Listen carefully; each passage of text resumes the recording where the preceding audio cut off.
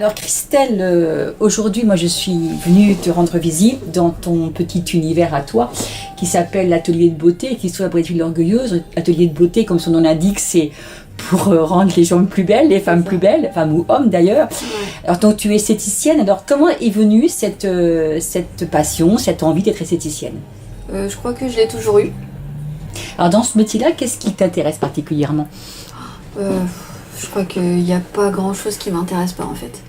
Parce qu'il y a deux parties dans l'esthétique. Il y a effectivement rendre les femmes plus belles, leur apporter un bien-être. Ça, c'est important. Mais un soin, ça intègre autre chose. Que le nettoyage de peau ou ouais, c'est ça. Comment donner un coup d'éclat, un coup de fouet, tout ça. Oui, mais il n'y a pas que ça. Il y a aussi la détente, le lâcher prise.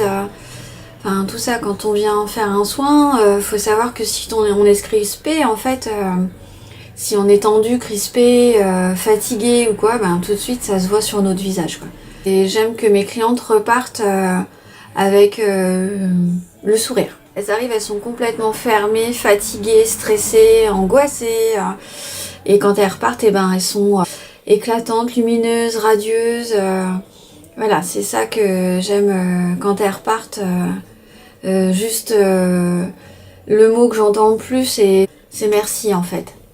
Quand mes clientes j'ai terminé le soin et qu'elles sentent que c'est terminé et qu'elles repartent et elles me disent merci, et pour moi ça veut tout dire en fait. Alors quand elles viennent, tes clientes, elles arrivent à te dire des choses personnelles? Bien sûr, ouais. Et pour toi c'est pas compliqué quelquefois de recevoir tout ça? Si, donc au tout début, j'avoue, je rentrais chez moi, j'étais effondrée parce que j'entendais des choses, des personnes malades, des enfants malades, des séparations de conjoints, malheureusement, tout plein de choses. Ou des clients qui se rendent compte que même dans leur travail, sont pas heureuses. Il n'y a pas que la vie de famille, il y a aussi le côté travail où on y passe beaucoup de temps. Tout ça en fait au début, oui, j'avoue, je rentrais chez moi, ça pompe. Enfin, moi je sais que j'ai beaucoup d'empathie pour mes clientes et j'ai des clientes depuis pratiquement plus de 10 ans maintenant, et quand il y a quelque chose qui va pas, du coup ça nous touche quand même, quoi. Alors comment tu fais justement, parce que tu parles d'empathie, est-ce que vous êtes formé pour des cas comme ça? Vous n'êtes pas des médecins, vous n'êtes pas des psychologues, hein, et vous recevez énormément, et comment tu te comportes dans ces cas-là? Tu écoutes, tu réponds, tu fais le soin, c'est pas facile ça. J'essaye de me mettre des barrières, donc tout en continuant le soin. Après tout dépend de la confiance que je viens d'avoir, et puis à côté de ça, moi je me dis j'ai pas le droit de me plaindre, parce que voilà, elles ont ça. Et moi, je voudrais pas. Moi, je l'ai pas. C'est ça qu'il faut que je me dise. C'est comme ça que je le vois. Mais c'est compliqué parce que tu as quand même ta vie, tu as tes propres soucis, tu as tes propres ennuis. Donc, quand il y a quelqu'un qui arrive chargé d'ennuis, tu arrives, toi, à laisser tes soucis à la porte de ton magasin en disant maman, je rentre là, je m'occupe des autres. Ça doit quand même être compliqué quelquefois.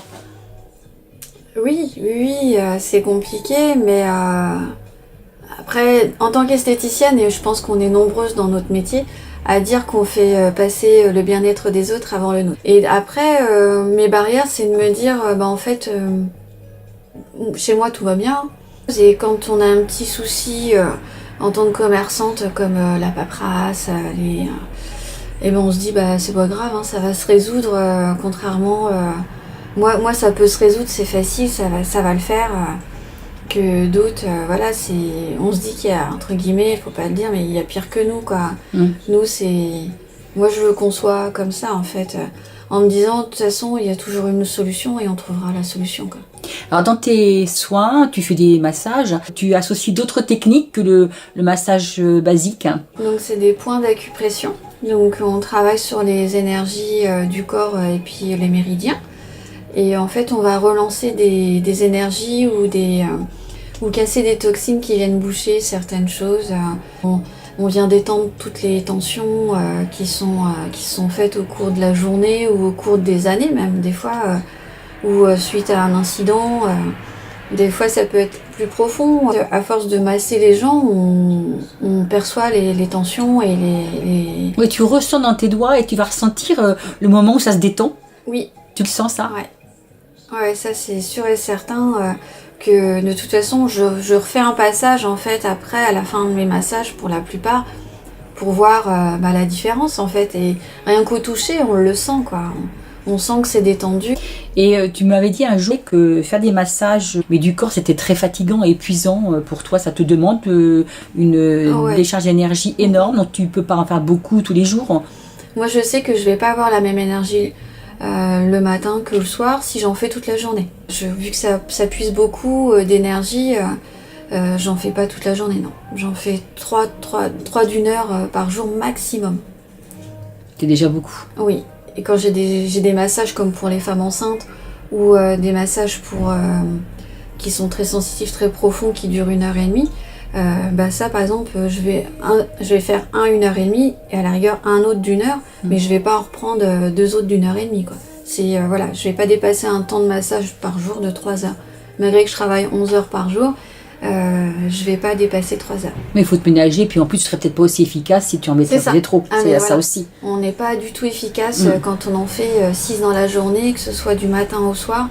Après, moi, je me sens pas capable de canaliser mon énergie. Quand je fais un massage, je le fais à fond.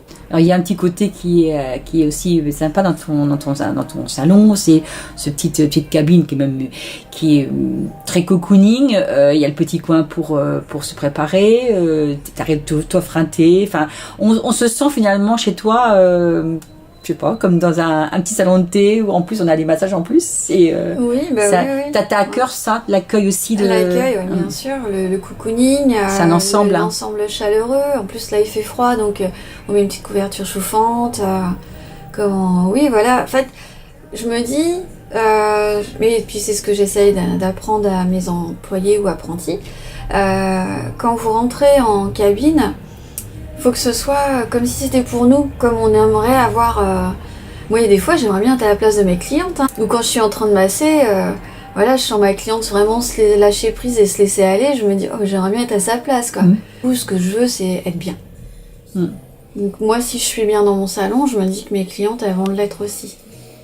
Donc tu as une relation particulière avec tes clients, de toute façon, ça c'est une évidence. Il y a une relation qui se fait de confiance, je dirais presque une certaine tendresse quelquefois. T'es attentive à la cliente qui vient, à son bien-être, et ça c'est quelque chose qui est important. Est-ce que tu t'offres quelquefois ce plaisir-là de te faire masser, ça de te arrive, faire oui. Alors du coup, je vais en formation.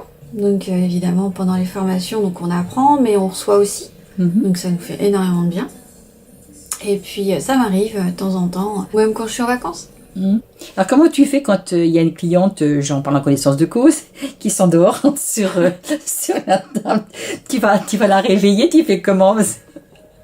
Non, justement c'est pour ça aussi que je prends pas plus, quand je prends des soins, derrière je reprends pas un soin. Puisque tu laisses le temps effectivement. Le temps aux clientes de se remettre et puis de se mettre un petit peu d'aplomb pour qu'elles reprennent leurs esprits et voilà, d'où proposer un café, un thé ou un jus de fruits l'été, ça leur remet un petit peu tranquille. Et puis elles repartent, elles sont pas bousculées en fait. Parce qu'il faut quelquefois quand même un temps effectivement de réveil, de reprise en main. Autrement on part sur un petit nuage et alors si on conduit derrière, c'est très embêtant. C'est ça. Donc t'es vigilante à ça aussi. Ouais. Ouais, ça. Oui, parce que ça peut arriver à tout le monde. Moi, la première, même en formation, je m'endors sur la table, donc. C'est bon signe. Oui, c'est ça. Je vois comme ça l'esthétique. Je suis là pour le bien-être. Les gens, ils viennent à moi. C'est pas moi qui vais les chercher. Donc ils viennent à moi pour avoir quelque chose. Et en fait, je leur donne ce que j'aimerais avoir. Ce que tu sais faire.